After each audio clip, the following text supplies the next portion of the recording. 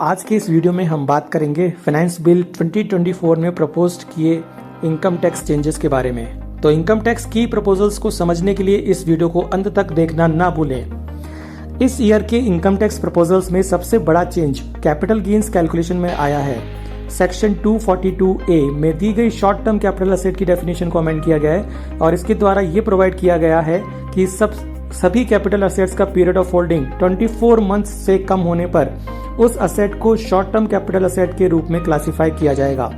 यानी अब इस अमेंडमेंट के बाद सभी लॉन्ग टर्म कैपिटल असेट्स का मिनिमम होल्डिंग पीरियड 24 मंथ्स कर दिया गया है।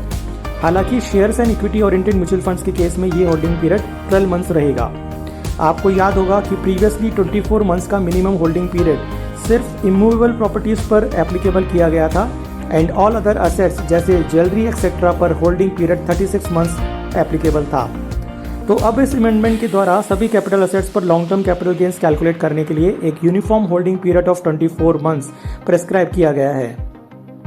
कैपिटल गेन्स से जुड़ा एक और सिग्निफिकेंट चेंज जिसके बारे में ऑलरेडी काफी चर्चा हो रही है वो है कि with effect from 23 of July 2024 long term capital gains पर इंडेक्सेशन का बेनिफिट विड्रॉ कर लिया गया है और इसके बदले में long term capital gains other than shares and equity oriented mutual funds पर टैक्स की रेट 20% की जगह 12.5% कर दी गई है।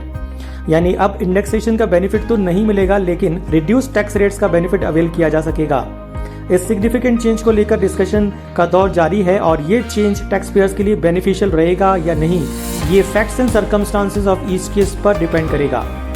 इसके साथ ही सेक्शन 112 कैपिटल के अंतर्गत shares and equity oriented mutual funds पर लॉन्ग टर्म कैपिटल गेन्स की एग्जेम्पशन लिमिट को 1 लाख से बढ़ाकर 1,25,000 कर दिया गया है और ये चेंज भी 23 जुलाई 2024 से एप्लीकेबल होगा।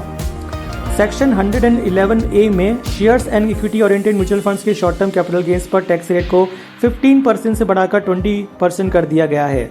ये चेंज भी 23 जुलाई 2024 से एप्लीकेबल हो गया है। अकॉर्डिंगली शेयर्स एक्सेट्रा पर होने वाले शॉर्ट टर्म कैपिटल गेन्स पर अब ज्यादा टैक्स देना होगा। एक और बड़ा चेंज सेक्शन 16 में किया गया है जिसके मुताबिक सैलरीड पर्संस के केस में स्टैंडर्ड डिडक्शन को 50,000 से बढ़ाकर 75,000 कर दिया गया है।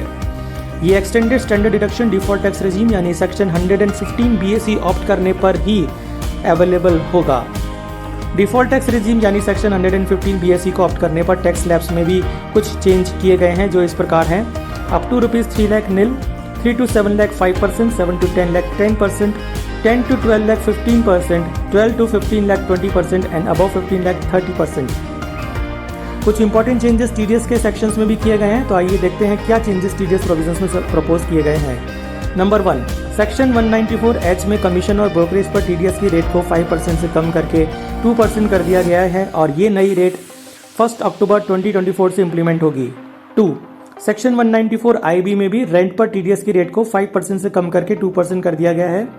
Number 3, new section 194S with effect from 1 अप्रैल 2025 से इंट्रोड्यूस किया जा रहा है जिसके अंतर्गत पार्टनरशिप फर्म द्वारा अपने पार्टनर्स को सैलरी, रेम्यूनरेशन, कमीशन या इंटरेस्ट पर पे करने पर 10% की रेट से टीडीएस कटेगा। लेकिन इस सेक्शन के तहत टीडीएस काटने की लायबिलिटी उन केसेस में नहीं होगी जहां पर इस तरह का कोई भी पेमेंट 20,000 इन एग्रीगेट से कम है।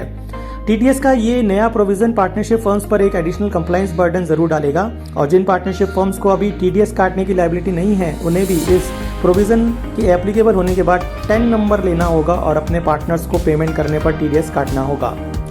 तो ये थी फाइनेंस बिल 2024 में इनकम टैक्स से जुड़े कुछ महत्वपूर्ण चेंजेस की जानकारी।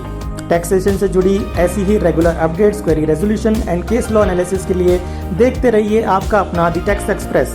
Stay tuned and stay updated. Thank you very much.